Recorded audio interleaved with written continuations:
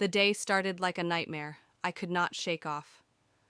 Water erupted from our front yard, a geyser shooting into the air after they shut down our main water supply. I shouted, "Helpless!"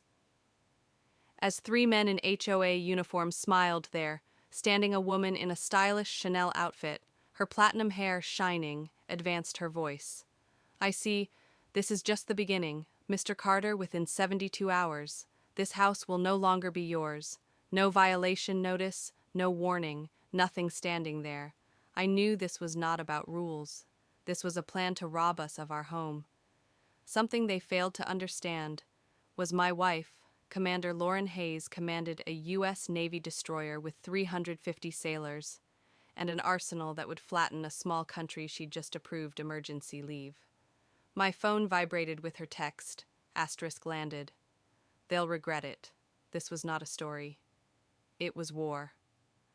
I'm Ethan Carter, a freelance journalist 3 months ago. My family, Lauren, our 9-year-old daughter Emily and I had moved to what we thought was our forever home in Crestwood Pines, a spanking new development of well-manicured lawn and picture-perfect homes. After years of military relocation trailing Lauren's naval service, we longed for stability. I worked from home, keeping the peace, while Lauren commanded her ship. She was a corporate lawyer, formerly a fact which came in handy when the HOA declared war on our dreams. It began on a Tuesday morning, a loud rap on the door. Shattered my writing into pieces stood Victor Ramsey, HOA property manager, with two big men, like hired thugs, his smile toothy no warmth as he handed me a paper. "You have 72 hours to vacate for serious HOA infractions," he declared like he'd rehearsed it. I was shocked. We'd complied with every rule since moving in. "There's a mistake," I said, pulse racing. "We've had no warnings." Victor's smile enlarged. "You're receiving one now, it's lethal." The document signed by HOA. President Cassandra Hole had no specific infractions when I demanded specifics. The goon edged closer with menace. "You can keep it easy or make it hard." Victor threatened, "But if you are not out, we'll call the cops." My journalist antenna flashed. Something was off. I quietly taped the meeting, recalling Lauren's advice to tape everything after they left. I called her on her secure phone, despite being half a world away from her. She was all business. "Don't sign anything, Vision. The property, send me the video, and ring Rachel Morgan. My old law firm buddy." Her voice softened. "They picked the wrong fight." "Ethan, I trusted her." But dread nodded at me as I took photos of our ideal yard. My neighbor, Marcus Delgado, a quiet computer consultant, stopped by haltingly. "I saw them," he whispered, scanning around. "You're not the first. The Parkers and the Lymphs were also pushed out in the same way." His words gave me the shudders. That night, I dove into research. Cassandra Hole, a retired real estate mogul, had asserted control over the HOA 5 years prior. Internet forums talked about her cold-blooded methods, but nothing discussed targeting us. The following morning, I visited Evelyn Shan, an elderly retired historian who'd resided in Crestwood longer than anyone over tea. She verified my suspicions. "Your crew supports the community green space," she said, demonstrating me old maps. "Cassandra is forcing selling it to builders. Your house stands in its way." She'd clipped articles linking Cassandra to shady deals. It clicked. This was a money thing, not beauty. Later, I caught sight of a luxury sedan driving by a woman with immaculate hair, later revealed to be Vanessa Reed, Vice President HOA and mother to Reed Development's CEO, the firm moving in on our green area. Drilling deeper, I unearthed a secret HOA bylaw requiring public board votes to evict. Not just Cassandra's signature, they'd broken their own rules. Property records indicated a pattern: homes in prime locations sold below market value after owners were bullied out, all tied to Vanessa's son's LLCs. This was a scheme to redevelop Crestwood for millions. I secured my findings in a safe and uploaded backups to the cloud. Then an anonymous email arrived.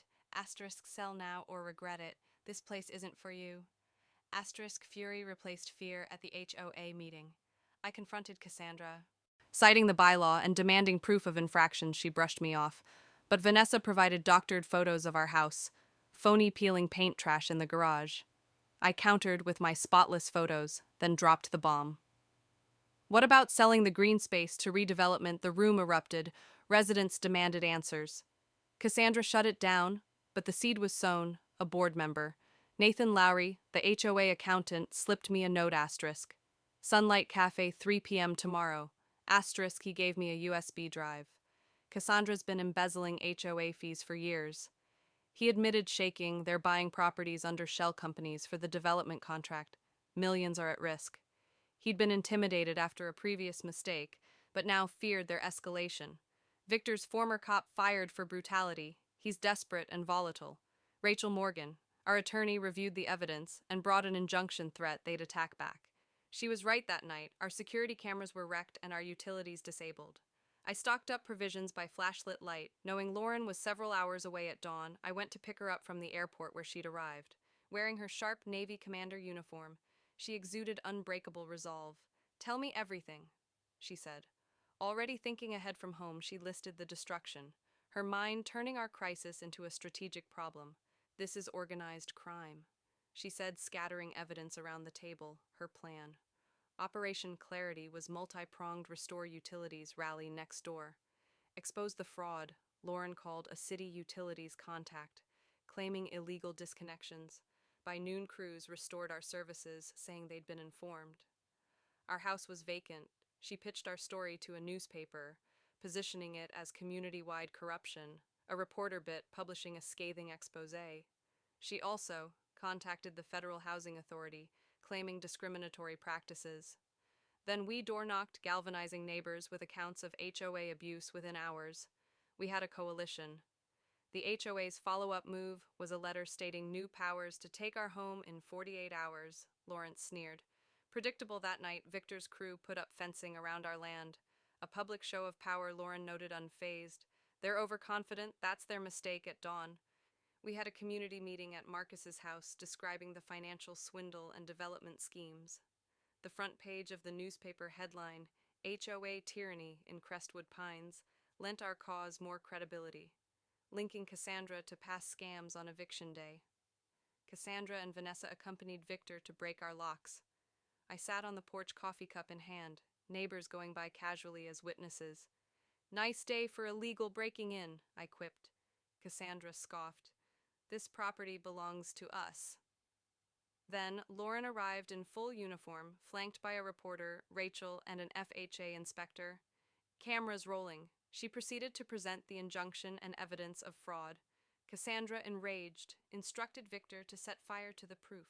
He stood paralyzed, exposed neighbors headed by Evelyn. Blocked Vanessa's escape, police called in.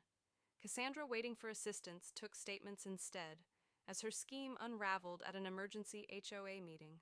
Lauren dismantled Cassandra's lies, revealing her fraud conviction years earlier. Due to Evelyn's investigation, residents overwhelmingly voted to oust Cassandra. And Vanessa Winter turned state's evidence. Nathan provided incriminating documents and investigations confirmed $200,000 in theft. Cassandra was sanctioned and barred from HOA positions. Vanessa had her license suspended, and Victor got probation. Crestwood changed. Theo led an open HOA. The green space became a guarded keep. I wrote, "Stronghold, a family's battle over HOA corruption, fanning a national movement. Lauren's support quoted her leadership. Our annual barbecue cemented neighborhood bonds. Emily, once worried we'd lose our home, now knew our harbor was safe from a backyard fight. We'd initiated change, proving that when citizens unite, no bully, no matter how powerful, can."